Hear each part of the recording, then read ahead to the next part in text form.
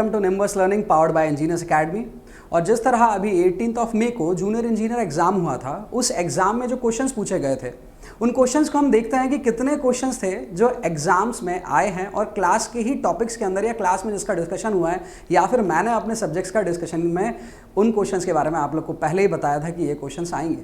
Okay, तो चलिए आज हम देखते हैं इस सेशन में कि कितने क्वेश्चन मैच किए हैं जो मैंने आप लोग को क्लास में कराए थे, और बहुत सारे क्वेश्चन तो बुकलेट से भी हैं।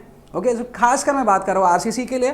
तो सबसे पहला क्वेश्चन मैं बात करता हूँ, क्वेश्चन नंबर 5 जो था 50th जो सीरियल वाइज यदि हम बात करें, so that was from the standard deviation. बहुत सिंपल सा क्वेश्चन था। आई थिंक कि सारे स्टूडेंट जो किसी भी एग्जाम के लिए तैयारी कर रहे हो और आरसीसी पढ़ रहे हो, आई थिंक सभी स्टूडेंट को बन गया होगा। पूछा गया था M25 ग्रेड के कॉन्क्रीट के लिए स्टैंडर्ड डेविएशन क्या था, और मैं आंसर नहीं बताऊंगा, आई गेस आप सभी को आंसर पता होगा, है ना। तो इसका आंसर जो है वो सभी को पता है, लेकिन उसके पास पहले देखते हैं कि मैंने स्टैंडर्ड डेविएशन के बारे में बात कर रखा था। ये क्लास का ही मेरा वीडियो है जो मैंने जेई के बैच के लिए लिया था, और यहाँ पर मैं ही हूँ, यदि पहचान पाए तो बहुत बढ़िया। तो यहाँ पर आपके पास पर M25 ग्रेड का कॉन्क्रीट पूछा था, और M25 ग्रेड के लिए आंसर क्या है, यहाँ पर 2 ऑप्शन छुपा रखे हैं, उनमें से एक आंसर था। चलिए नेक्स्ट क्वेश्चन देखते हैं। नेक्स्ट क्वेश्चन था आपका क्वेश्चन नंबर 66। क्वेश्चन नंबर 66 जो था वो पूछ रहा था फॉल्स स्टेटमेंट कौन सा था। फॉल्स स्टेटमेंट मैं यदि पहला स्टेटमेंट मैं पढ़ता हूँ तो पहला स्टेटमेंट यदि आपको पता भी हो तो वो था a rectangular slab whose length exceed twice its length. यदि रेक्टेंगुलर स्लैब का लेंथ यदि ट्वाइस बढ़ जाता है विड्थ के कंपैरेटिवली, मतलब यदि लेंथ यदि उसकी 8 मीटर है और विड्थ यदि 3 मीटर है, ट्वाइस से ज़्यादा है, 3 का ट्वाइस हो जाता है 6 से ज़्यादा है, मीन्स यदि 8 मीटर है, तो इस तरह के स्लैब को वन वे स्लैब बोलते हैं, पता है आप सभी को।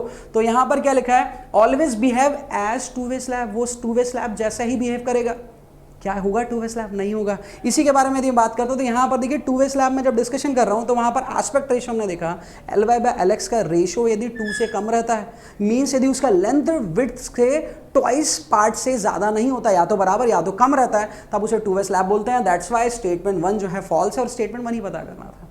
नेक्स्ट यदि मैं बात करता हूँ क्वेश्चन नंबर 76, ये बहुत ही इजी क्वेश्चन है, सभी स्टूडेंट को भी पता होगा, बहुत इजी क्वेश्चन है। 76 क्वेश्चन में क्या पूछा था, for reinforce concrete beam section the shape of shear stress diagram. सभी स्टूडेंट को पता है सर होमोजीनियस और हेटेरोजीनियस सेक्शन है। होमोजीनियस सेक्शन में हम लोगों ने में पढ़ा है कि वो स्ट्रेस डायग्राम कैसा होता है। स्ट्रेस डायग्राम होता है किस तरह से, हमें देखने को मिलता है पैराबोलिक, लेकिन वहीं जब मैं आरसीसी में देखता हूं तो वो देखने को मिलता है parabolic above the neutral axis and rectangular below the neutral axis up to the centroid of the bar. और ये ऑप्शन एक हमारे पास पर अवेलेबल था, उसके बेसिस पर हम लोग आंसर कर सकते थे, parabolic above the neutral axis and rectangular below the neutral axis. This was the answer. ये क्लास में ही पढ़ा हुआ डिस्कशन वाला ही टॉपिक है। नेक्स्ट यदि मैं बात करता हूं, पूछा गया था क्वेश्चन डेवलपमेंट लेंस से रिलेटेड। अब डेवलपमेंट लेंस से रिलेटेड क्वेश्चन पूछा गया था, आपको क्या क्या दिया हुआ था, डाया दिया हुआ था, आपको ग्रेड दिया हुआ था, कंक्रीट के बारे में बताया गया था, कंक्रीट का बॉन्ड स्ट्रेस भी दिया गया था। अब आपको बार बताया है, HYSD बताया है, डेवलपमेंट लेंथ आपको पूछा गया है। ओके, चलिए, और पूछा कहाँ गया है, कंप्रेशन में। अब आप 2 चीज देखिएगा, सबसे पहले बॉन्ड स्ट्रेस कंप्रेशन में। बॉन्ड स्ट्रेस किस में? कंप्रेशन में। कहां पर? HYSD बार में। तो यहां पर कितनी हो जाएगी, that will be 2 tau BD। ये पहले मैंने आप लोग को बता चुका था क्लास में, जिन्होंने मुझसे पढ़ा होगा, 2 टाउ BD। नाउ अब यदि मैं डेवलपमेंट लेंथ का फॉर्मूला देखता हूं तो this will be the development length formula. यहां से हम निकाल सकते हैं डेवलपमेंट लेंथ के फॉर्मूले को। मैं यूजुअली आप लोग को डेवलपमेंट लेंथ का फॉर्मूला बनाने के लिए कहता हूं, मैं खुद नहीं बनाता हूं। हाँ, मैं उससे न्यूमेरिकल कराता हूं। तो एक न्यूमेरिकल जो मैं प्रैक्टिस के लिए करा रहा था, देखिए क्या लिखा है, LD = 0.87F554 × 1.6 टाउ BD। अभी 1.6 टाउ BD जो मैंने टेंशन के लिए निकाला था, उन्होंने कंप्रेशन के लिए पूछ लिया। तो 1 कंप्रेशन के लिए पूछ लिया, तो you have to put only 2। 1.6 की जगह आपको सिर्फ क्या पुट करना है, कितना? बिल्कुल हाँ, आपको पुट करना है यहाँ पर 2 पुट करते हैं, यहाँ पर आपका आंसर आ जाता है। क्लास के अंदर डिस्कशंस होते हैं जो टॉपिक्स, उन्हीं में से क्वेश्चंस होते हैं, है ना। मोस्ट ऑफ द स्टूडेंट जो घर में भी डिस्कशन करते हो वैसे भी क्वेश्चन देखने को मिलते हैं, लेकिन वो जीके के रहते हैं, है ना, वो टेक्निकल के नहीं रहते। चलिए, तो अब यहाँ से बात करते हैं। नेक्स्ट क्वेश्चन था, for the theory of elasticity the splitting tensile strength FCT is given by. Tensile strength जो है, स्प्लिट टेंसाइल स्ट्रेंथ वो कितना होगा, उसके लिए रिलेशन दिया गया था। अब उसके लिए रिलेशन मैं आरसीसी में भी पढ़ाता हूँ, लेकिन मैं आरसीसी में यूजुअली फार्मूला डिस्कस नहीं करता क्योंकि आरसीसी का पार्ट नहीं है।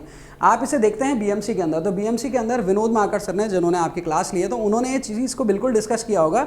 और जब मैंने ये चीज़ पता किया तो बिल्कुल डिस्कस हुआ है। अभी लेटेस्ट एग्जाम से सिर्फ आई गेस 15-20 दिन पहले का ही ये टॉपिक था, और वहाँ पर ये डिस्कशन हुआ था, और वहाँ पर आपको देखने को मिला FCT जो होगा आपके पास पर, that will be 2P/10 पाइडियल, 2p पाई पाइडियल क्यों होता है? क्योंकि आपके पास पर बाइक्शल कंप्रेशन रहता है, मींस p अमाउंट का दी कंप्रेशन है बहुत बाइक्शल है, दैट्स वाई 2p एंड पाइडियल क्योंकि उसके सरकमफेरेंस पर, उसके कर्व्ड सरफेस पर ये लोड लगता है, तो दैट्स वाई पाइडियल। तो यहाँ से आपके पास पर 2p बाय पाइडियल, दिस वाज द आंसर। तो यहाँ से भी मैं देखता हूँ तो जितने भी स्टूडेंट्स जिन्होंने मुझसे पढ़ा होगा और आरसीसी का पेपर दिया होगा और जेई में डिग्री का जो एग्ज़ाम हुआ था वहाँ से ऑलमोस्ट क्वेश्चन बन गए होंगे, ऐसा मैं एक्सपेक्ट करता हूँ।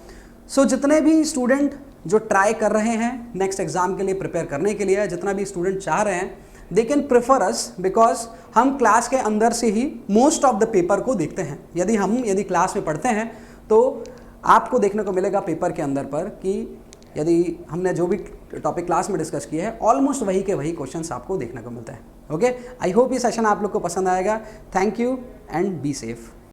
If you really like the video, please hit the like button, share the video, subscribe to our YouTube channel and press the bell icon for the latest updates. Thank you.